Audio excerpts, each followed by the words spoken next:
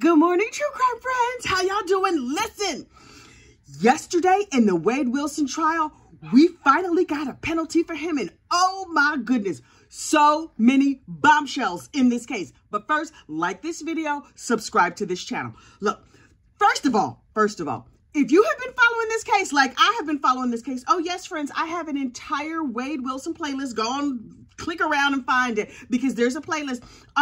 One of the main characters was missing from this case in court yesterday. You know who I'm talking about. Bailiff resting surprise face. You know the bailiff they had sitting over there behind Wade. And every time something happened, he would be like, I miss bailiff resting surprise face. And then I looked around the courtroom because I was looking for him very hard. And it turned out they just put him off over to the left. Apparently, down there at the sheriff's office, they've heard reports of the faces that this bailiff was making behind Mr. Wade, and they moved him to another chair. I was very sad about that. But look, this is what happened in court. The prosecution got up and gave a really moving, heartbreaking speech about why everybody on the jury should get together and vote to yes, unfortunately, unalive Mr. Wade Wilson, mostly because he's a terrible person and he's a vicious unaliver. Everything you would expect, she gave. And I was like, right, yes, she's made many excellent points, and I agree with her. Oh, she went point by point. But then the defense got up, and I was like, defense, my man, look, I understand you don't have a lot to work with, and this is a big mountain you have to climb. But some of the twists and turns he took in this case were very unexpected. So first, the prosecution goes, right? And then the defense dude gets up, and he's like, ugh, how am I supposed to follow that? Sir, I'm gonna need you to have maybe a little more confidence when you're trying to argue for this man's life. But what do I know? I am not a defense attorney. He was like, listen, the prosecution got up and told you a whole bunch of stuff. And yes, it sounds terrible, but you know what I have? I have the truth. And I'm like, what? What?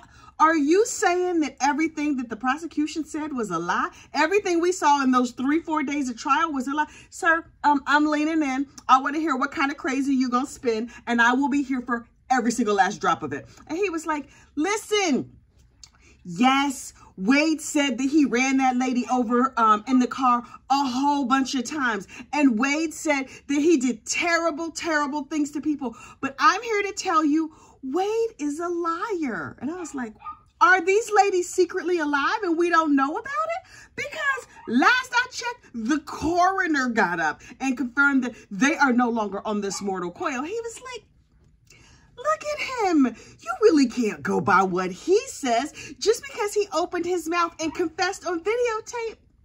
I mean, he was bragging. He was trying to make it look like he's a big man. Sir? He is a big man. He's like 6'5" with tattoos all over his face, and his face looks crazy. Did you notice how murdery his face looks?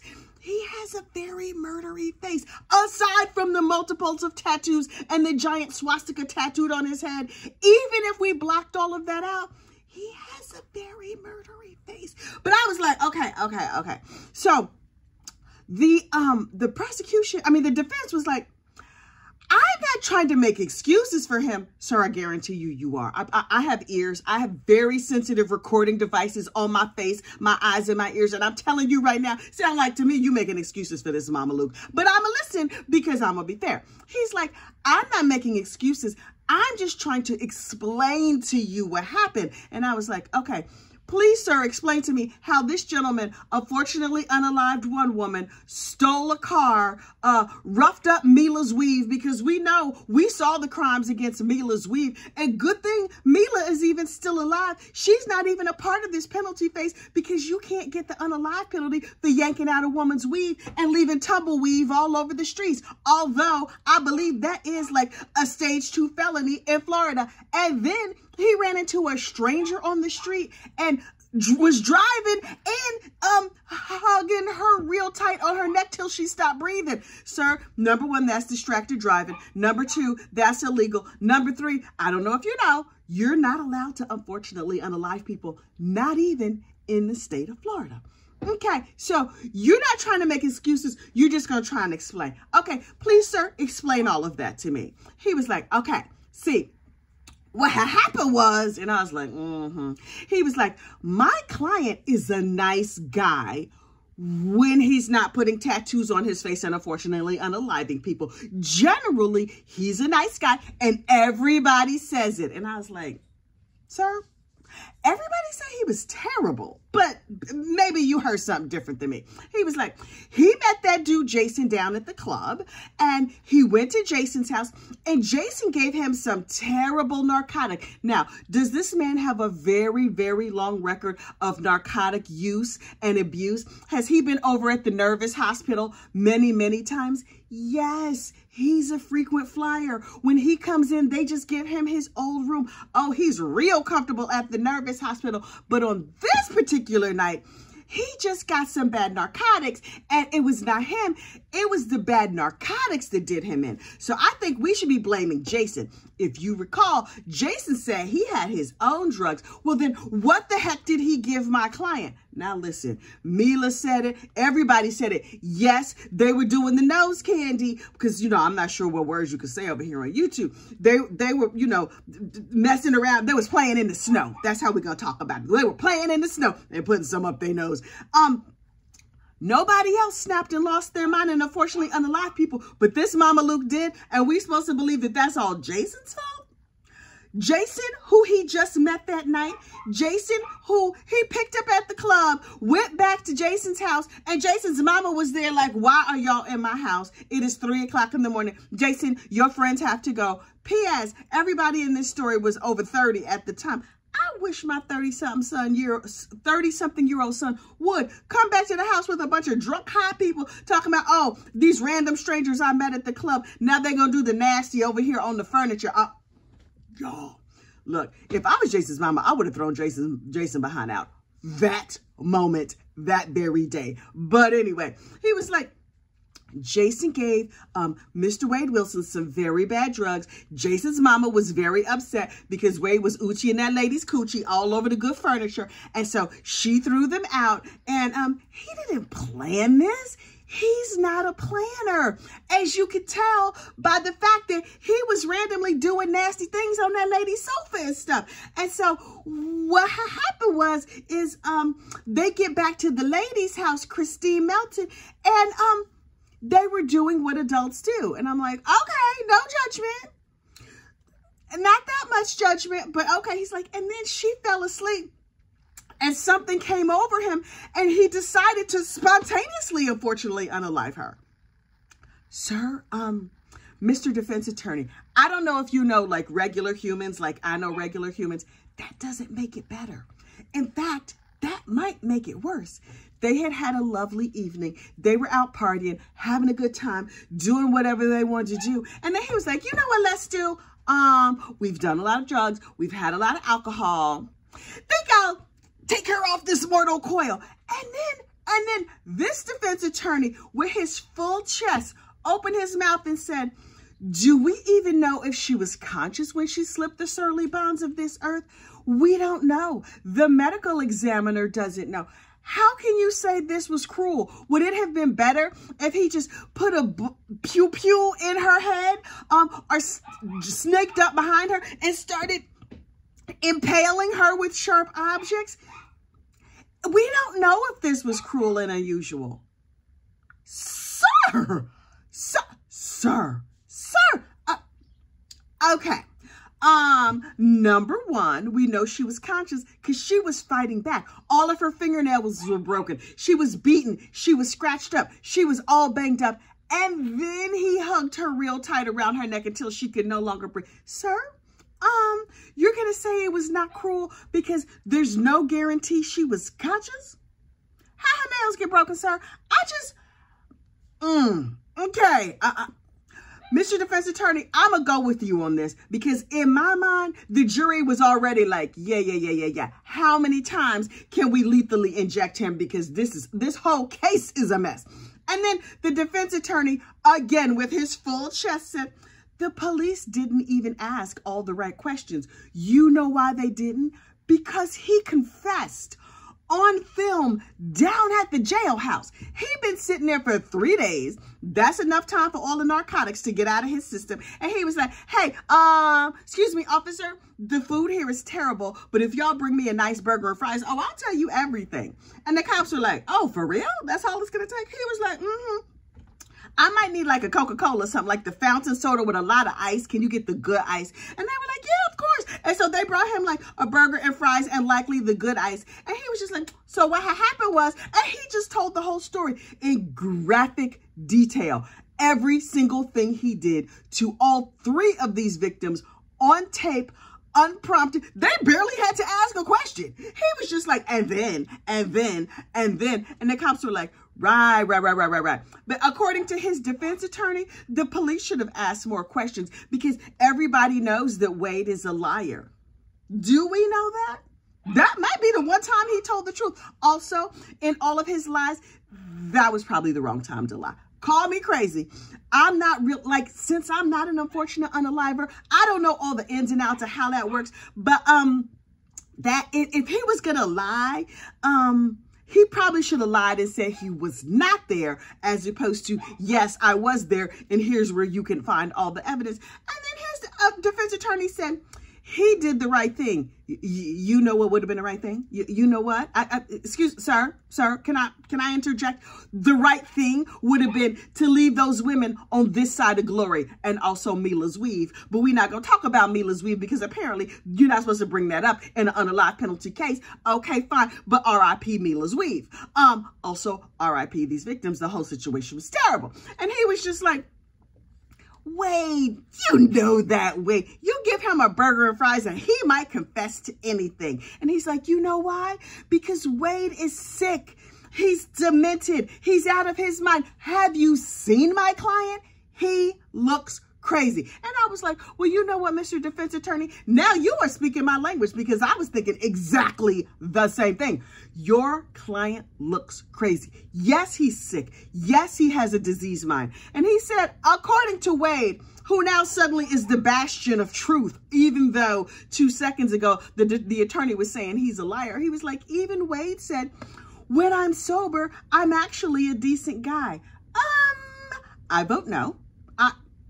I don't know him that well, and maybe I'm prejudging him, although I think I'm not. The fact that there's like a trail of bodies that you bragged about to multiple people. Wait. We didn't even talk about the fact that when you were on the run from the police, you broke into that lady's house and you drank up all her White Claws and wore her husband's clothes. Oh no, we're not going to bring that up, although the state of Florida, in addition to these capital crimes, did charge you with theft of a bologna sandwich, or was it ham? I am unclear. But they were like, he has been convicted of unalive in the 1st degree, messing up Mila's weave, unalive in the 2nd degree, and theft of White Claws and bologna. And he was convicted on all of those charges, including the White Claw and bologna charge. And I was like, okay. So he's a nice guy when he's not. Take out the unalivings. Him ripping out weaves and stealing food is probably bad. Now, would it get him the unalive penalty? Absolutely not. But it's still not good. Then the defense attorney said, we brought in these doctors and the doctors explained to you what happened. And then he said, I was like, wait. Mr. Defense Attorney, I think you might be insulting the jury now. He's like, you saw the doctors we brought in. They have more education than you and they know things. Mr. Defense Attorney, far be it for me to judge. I think that you would kind of want the jury to be on your side. Don't talk about the fact that these doctors are better than the rest of us because they're just humans. Everybody in this room is human except for possibly your client. But I was just like, okay, baby. He was like, they are very educated. And they said he had depression and anxiety. Well, if I was sitting in prison waiting to go to trial, I would be depressed and anxious too. And they were like, he wasn't taking any of those little sissy drugs. What is this? Sir, Mr. Defense Attorney, maybe say less. Look, I know something about that say less life. I spent a lot of time wishing I had said less. I need to take some shut up pills. And some of them sentences, he could have edited out of his clothes. And I was like, sir, you need some of them shut up pills. You need some shut up classes. I'm going to need you to say less. He was like, Wade Wilson, when he is not on narcotics, he is friendly and outgoing. Yeah, we saw that down at the bar when he was picking up the ladies and when he was driving that stolen car and picked up that random woman who did nothing to him, who he did not know, on the side of the road. He was friendly and outgoing enough to talk her in to getting into the car on the premise that he was going to give her a ride to work and she was going to show him where the high school was. And then he was driving and choke. I can't. And then they told a little tale about something that happened in Mr. Wade's childhood. Hold on, I done talked my throat dry. Hang on. The defense attorney said, my client, Mr. Wade Wilson, is crazy. Yeah, you're not going to have to convince us of that. Yeah, I vote yes. Yeah. If that's up for debate, that's very clear. He said, when he was a young boy, now listen, we know Wade was adopted. He was adopted. His mama was 13 years old and she was pregnant. We found out yesterday that she was also mentally ill and a narcotics enthusiast as a 13-year-old. Okay, that's a whole lot. And his family adopted him and gave him a warm and loving home. And he was fine until he was 13. His mama went all the way to the left when she was 13, and Wade went all the way to the left when he was 13. Okay, I'm seeing a family pattern here. They said when he was a teenager, he was found in the summer with a long sleeve shirt on. Okay, sometimes that happens. You don't want to get too much sunburn or whatever. The shirt, he had stapled the shirt to his skin. What? He did what? I know that when you have babies, toddlers in the house, you want to like baby-proof the house. How do you teenager-proof the house? Well, most people teenage-proof the house by just putting like a lock on the liquor cabinet and, you know, putting all their nudie movies on a high shelf or something like that where the kids won't find them. He stapled his shirt to his body. Okay. So, that's a sign something was going a little wrong. And his parents tried their best and they got him all this help. And the parents wrote a letter to the court and to the jury. They said, listen, we adopted him and we thought love and care and kindness could cure all the evils. We were church-going people. We had 2 other kids. We raised our kids. Everybody is fine. We have a daughter who's a doctor and a son who's on unalive row in Florida. Yikes. His attorney ended by saying, Mr. Wilson is crazy.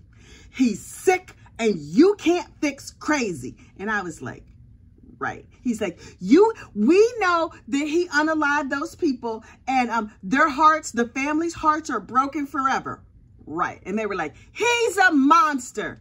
Again, Mr. Defense Attorney, I agree. And he's like, but you know what? You as human beings are not monsters, jury.